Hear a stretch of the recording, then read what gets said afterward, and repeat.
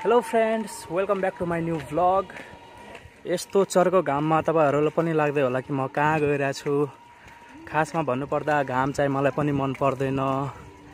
27-28 degree भन्दा बढी घाम भयो भने त मलाई पनि पटक्कै मन पर्दैन। सो यस्तै इमर्जेन्सी काम परेर म चाहिँ अहिले बाहिर गइरहेको छु। सो लेट्स सी कहाँ गइरहेको छु, फुल भ्लग हेर्नु होला।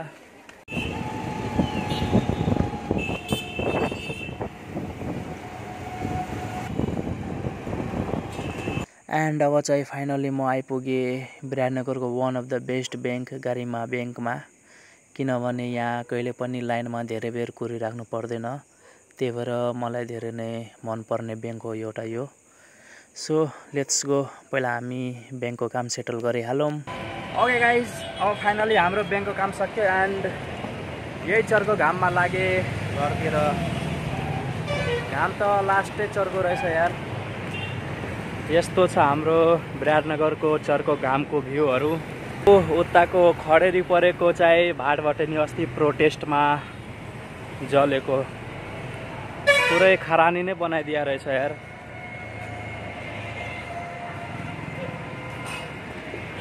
Okay guys, so let's go back home.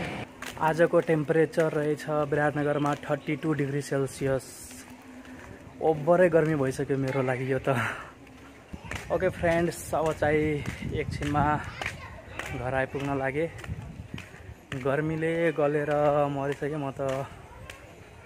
लास्टै गर्मी रहेछ आज त। पुरै एनर्जी लस भइसक्यो आज।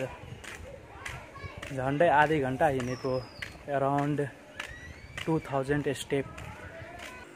ओके गाइज, सो म अब रुम पुगेर फ्रेस भइसकेँ and now I am literally very tired. So अब म लागि रेस्ट गर्न। I hope you enjoyed this journey with me. So see you soon in another vlog. Bye by.